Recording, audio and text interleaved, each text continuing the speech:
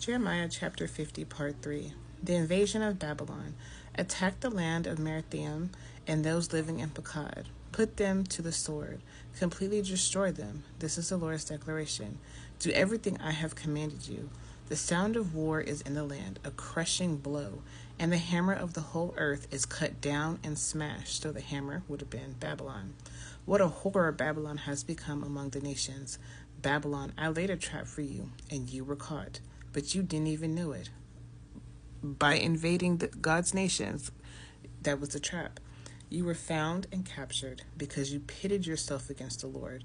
The Lord opened his armory and brought out his weapons of wrath. Because it is a task of the Lord God of armies, in the land of the Chaldeans, come against her from the most distant places. Open her granaries. Pile her up like mounds of grain, and completely destroy her. Leave her no survivors. Put all her young bulls to the sword. Let them go down to the slaughter. Woe to them, because their day has come, the time of their punishment. The humiliation of Babylon. There is a voice of fugitives and refugees from the land of Babylon. The voice announces in Zion the vengeance of the Lord our God, and vengeance for his temple. Summon the archers to Babylon, all who string the bow. Camp all around her. Let no one escape. Repay her according to her deeds. So everything that she did, do it back. Uno reverse. Just as she has done, do the same to her. For she has acted arrogantly against the Lord, against the Holy One of Israel. Therefore her young men will fall in her public squares. They will be unalived in the streets like an animal. All the warriors will perish in that day. This is the Lord's declaration. Look, I am against you, you arrogant one. This is the declaration of the Lord of armies, the Lord God of armies. For your day has come, the time when I will punish you. The arrogant will stumble and fall, with no one to pick him up. I will set fire to his cities, and it will consume everything around him. The desolation of Babylon. This is what the Lord of armies says. Israelites and Judeans alike have been oppressed. All their captors hold them fast. They refuse to release them. Their Redeemer is strong. The Lord of armies is his name. He will fervently champion their cause so that he might bring rest to the earth, but turmoil to those who live in Babylon.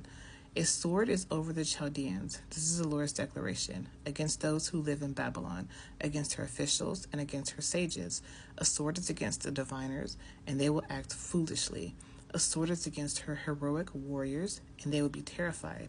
A sword is against his horses and chariots, and against all the foreigners among them, and they will be like women. A sword is against her treasures, so like women, meaning labor pains. A sword is against her treasuries, and they will be plundered. A drought will come on her waters, and they will be dried up. For it is a land of carved images, and they go mad because of terrifying things, or dreaded gods. Therefore, desert creatures, or desert demons, will live with hyenas, and ostriches will also live in her. It will never again be inhabited or lived in through all generations. Just as God demolished Sodom and Gomorrah and their neighboring towns, this is the Lord's declaration, so no one will live there. No human being will stay in it even temporarily as a temporary resident, which is true, because it's still uninhabited today. Babylon, Sodom, and Gomorrah. The conquest of Babylon. Look, a people comes from the north. A great nation and many kings will be stirred up from the remote regions of the earth. They grasp a bow and javelin. They are cruel and show no mercy. Their voice roars like the sea, and they ride on horses, lined up like men in battle formation, against you, daughter Babylon. The king of Babylon has heard about them. His hands have become weak. Distress has seized him, pain like a woman in labor. So he's absolutely terrified. So some notes here. So Cyrus the Great was the nation that came against Babylon. He was the founder of the Achaemenid Empire and king of Persia, conquered Babylon and liberated Jews from captivity. And Revelation 17 and 18 mentions a new Babylon, but we don't know where. Could be the U.S., though not for certain. So there is a new Babylon. There is, according to Revelation. But specifically. People have their guesses or their theories of what nation it is, but we don't know for sure.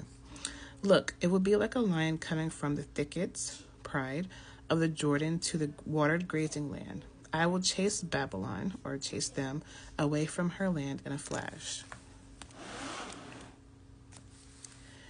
I will appoint whoever is chosen for her. For who is like me? Who will issue me a summons? Who will come after him? Nobody. He said, who gonna stop me? Who is the shepherd who can stand against me? Nobody.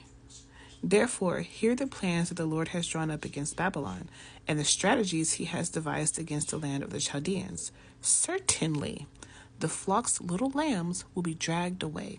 Certainly, the grazing land will be made desolate because of them. Now, think about in the New Testament, Yahusha says truly before he says something. Well, here, Yahuwah is saying, certainly, this is what's going to happen. Believe you me, this is what's going to happen. At the sound of Babylon's conquest, the earth will quake. A cry will be heard among the nations.